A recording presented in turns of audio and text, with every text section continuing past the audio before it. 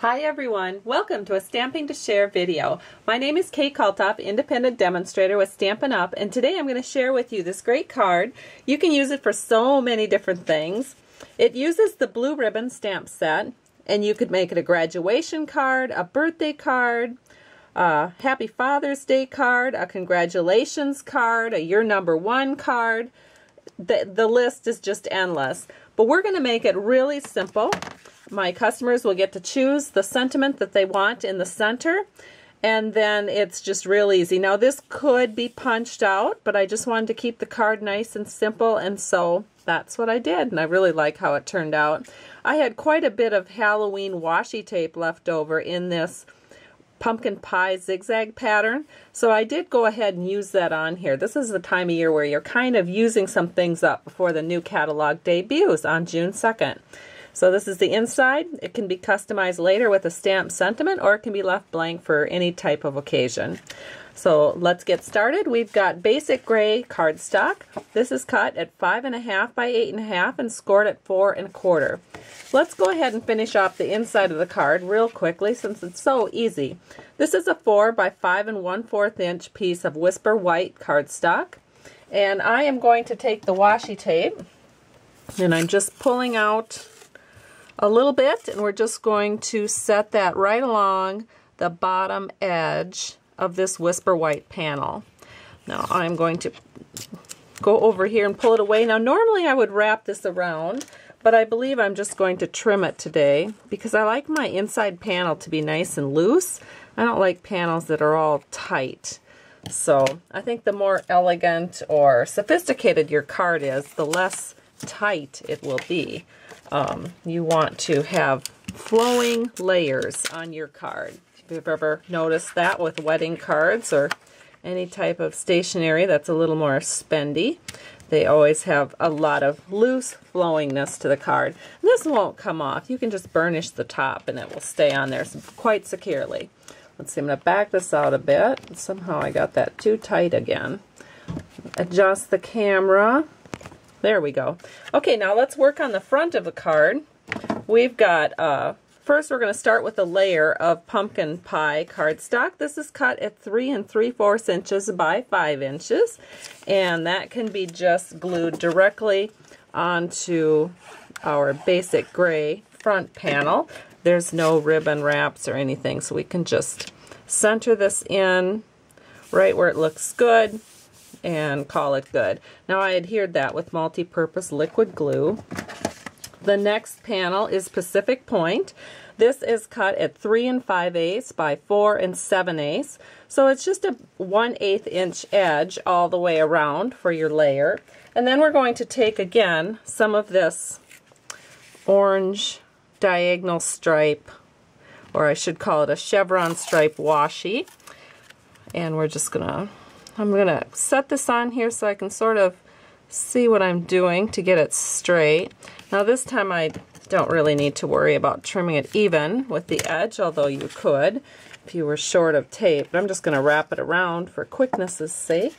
And then again, use a little bit of multi-purpose liquid glue all the way around, and this will just layer right on top of this. So we've got this little pop of pumpkin pie, and against that basic gray background, and then the Pacific Point cardstock, it looks awesome. I love that look. And now we can start layering our image panel. So we're going to start with our base image panel at 2 3/4 by 4 inches, and that is in pumpkin pie. And then we're going to be stamping on a Whisper White panel that's 2 5/8 inches by 3 7/8. Now this is a skinny 2 5/8 by 3 7/8, and this is a fat 2 3/4 by 4 inches. What I mean by that is when I'm doing a 1/8 inch layer all the way around, when I'm lining it up on my color, I tend to err a little bit on the fat side on the back piece and a little bit on the thin side on the front piece, so that I don't end up with a layer that looks like this. I'll hold it up to the camera. Sometimes you end up with too skinny of a layer, and that doesn't look very nice either. So I wanted it to be pretty close to 1/8 inch all the way around, but erring on the wider side if I'm going to err. Okay, so we have our blue ribbon, and I've just got some Pacific Point ink that I am inking up. Whoops, inked up my hand at the same time. That's okay, I'll just have to be careful as I'm going along here. But I'm just putting this blue ribbon stamp right down, and it's pretty much in the center of this cardstock. Now we are going to take a piece of scrap paper, and using the number 1, no, you know what? I'm not going to do number 1. I am going to look at this again, and I think I'm going to go with a grad card. We've got a few of those grads coming up, and it just occurred to me that I am a little bit short on grad cards. So I am putting a grad card in, and we're going to ink this up in pumpkin pie. So I'm over here off camera inking that up, and we're just going to set that right in there. It says congrats grad. And then I have a 1 3/8 inch circle punch that will punch that out just beautifully. You can see how I'm lining it up from the back, making a nice little punch.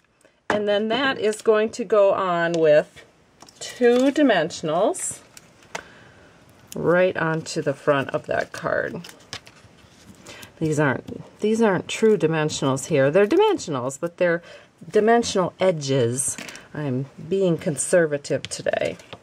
So here's our base piece, and then we can just layer that congrats card right like that.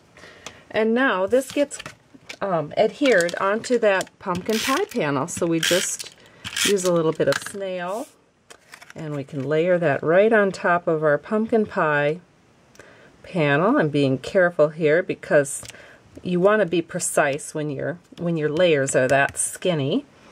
And then we'll just flip this over, add some dimensionals to the back side here. You can see that I had used a little bit of trick-or-treating on the back of this card. Not surprising since it's a pumpkin pie panel, but it was in my scrap bin, so obviously it was just misplaced, or I didn't need it at the time and ended up in scraps. So you never know what you're going to find when you tear a card apart.